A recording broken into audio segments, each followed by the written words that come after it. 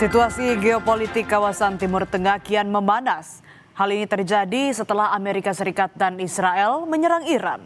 Iran pun tak tinggal diam. Mereka membalas serangan ke Israel serta ke sejumlah fasilitas militer Amerika Serikat di kawasan Timur Tengah. Kondisi ini berpotensi menimbulkan dampak yang cukup luas. Lantas mengapa serangan ini dilakukan?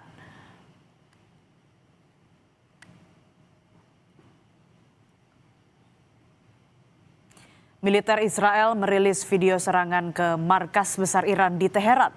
Serangan memicu kepulan asap yang terlihat membumbung dari kawasan pusat kota. Serangan Israel ini terjadi di tengah meningkatnya ketegangan di kawasan ketika Amerika Serikat mengerahkan armada besar pesawat tempur dan kapal perang ke wilayah tersebut.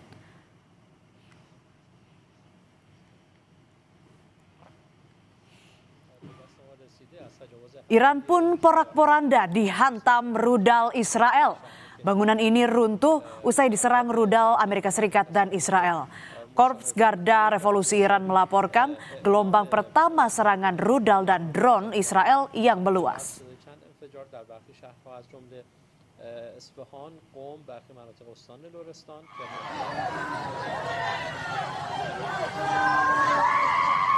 Tak hanya menghancurkan bangunan dan markas besar Iran, serangan Amerika Serikat Israel juga menyasar sekolah Hormozgan.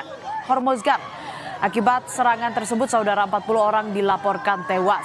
Selain mengakibatkan korban tewas, serangan juga menyebabkan bangunan-bangunan hangus terbakar.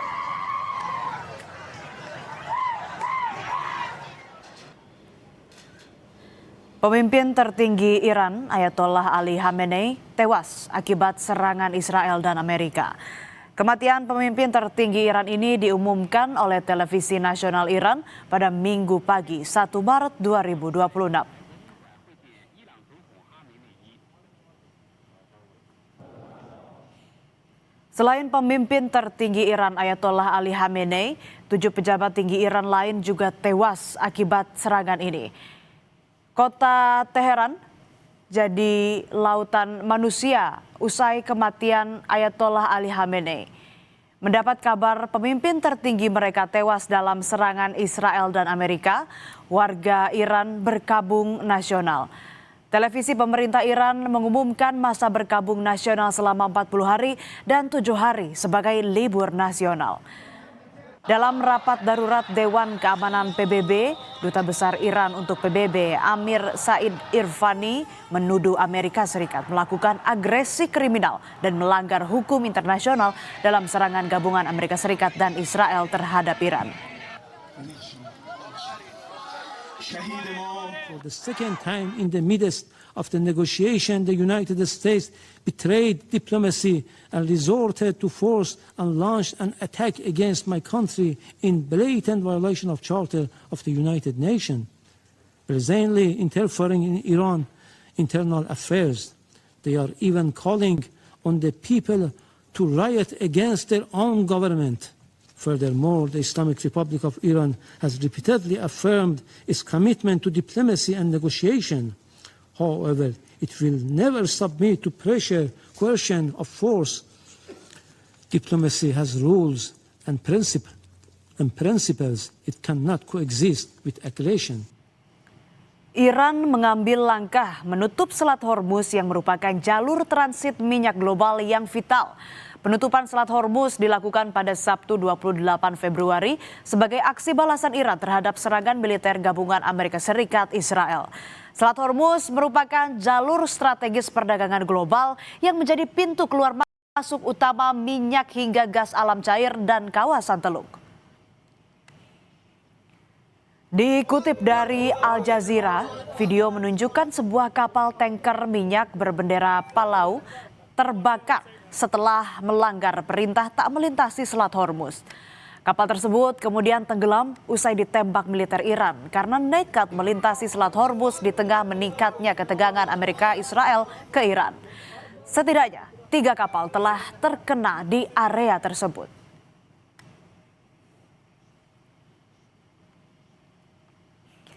Melalui platform media sosial pribadinya, Truth Social, Presiden Amerika Serikat Donald Trump menyebut kematian pemimpin Iran Ali Khamenei. Dalam pernyataannya, Trump menegaskan peristiwa ini merupakan momentum bersejarah bagi rakyat Iran untuk melakukan perubahan besar di negara mereka.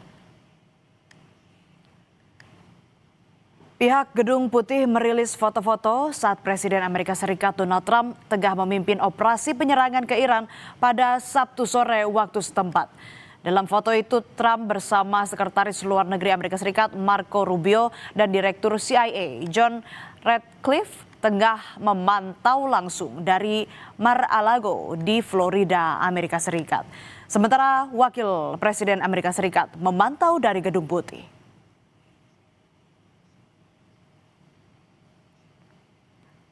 Iran pun tak tinggal diam. Mereka membalas serangan dari Amerika Serikat dan Israel. Korps Garda Revolusi Iran mengatakan mereka melakukan serangan rudal dan drone yang meluas terhadap Israel sebagai respons serangan sebelumnya. Serangan balasan Iran menyasar sejumlah wilayah di Israel. Sirine peringatan dibunyikan militer Israel saat Iran meluncurkan serangan rudal. Di Israel Utara, saudara, serangan Iran menyasar sebuah rumah.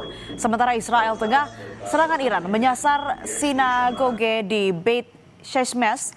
9 orang tewas dan 28 lainnya luka-luka dalam serangan mematikan di tengah memanasnya konflik Iran-Israel.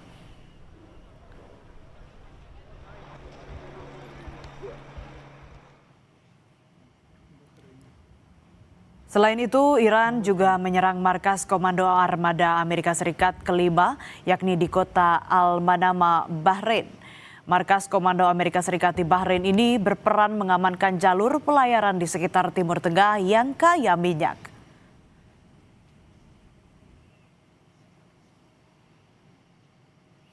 Tak berhenti di situ saja, serangan balasan Iran juga menyasar Bandara Internasional Kuwait. Serangan dilakukan menggunakan drone atau pesawat tanpa awak. Serangan tersebut menyebabkan kerusakan pada fasilitas bandara dan melukai sejumlah staf. Dan saudara, dunia pun langsung bereaksi keras setelah Amerika Serikat dan Israel melancarkan operasi tempur besar-besaran terhadap Iran yang menewaskan pemimpin tertinggi Iran, Ayatollah Ali Khamenei. Banyak pihak menilai serangan Amerika dan Israel ke Iran berpotensi memperluas konflik di Timur Tengah. Paus Leo ke-14 menyerukan penghentian eskalasi konflik di Timur Tengah. I have condemned the massive military strikes by the United States and Israel against Iran. And I also condemn the subsequent attacks by Iran, violating the sovereignty and territorial integrity of Bahrain, Iraq, Jordan, Kuwait, Qatar, Saudi Arabia, and the United Arab Emirates. A grave threat to international peace and security. Military action carries the risk of igniting a chain of events that no one can control in the most volatile region of the world. Konflik Iran dengan Amerika Serikat dan Israel membuat Timur Tengah membara. Presiden Prabowo Subianto menyatakan siap terbang ke Teheran menjadi juru damai antara Iran dan Amerika Serikat. Indonesia juga mendorong dialog dan jalur diplomasi sebagai solusi. Serangan Israel Amerika Serikat ke Iran berdampak ke jadwal penerbangan udara di Timur Tengah. Salah satunya penerbangan jemaah umroh asal Indonesia yang hendak menuju Jakarta. Sejumlah jemaah umroh asal Jakarta tertahan di Bandara King Abdul Aziz, Jeddah, Arab Saudi. Pemerintah Indonesia melalui Kementerian Haji dan Umroh mengimbau jemaah umroh yang akan berangkat dalam waktu dekat untuk menunda keberangkatannya. Serangan Amerika Serikat dan Israel terhadap Iran ini membuat situasi kawasan Timur Tengah memanas, saudara. Dan sebagai balasannya, Iran meluncurkan rudal ke Israel dan sejumlah negara Arab yang menjadi pangkalan militer Amerika Serikat. Tentu, serangan ini tidak hanya berdampak terhadap 3 negara, namun banyak negara di kawasan Timur Tengah. Lalu akankah konflik ini melebar menjadi perang dunia ketiga? Banyak pihak menyerukan perdamaian di kawasan Timur Tengah. Dan apakah itu akan terwujud? Patut kita simak, saudara.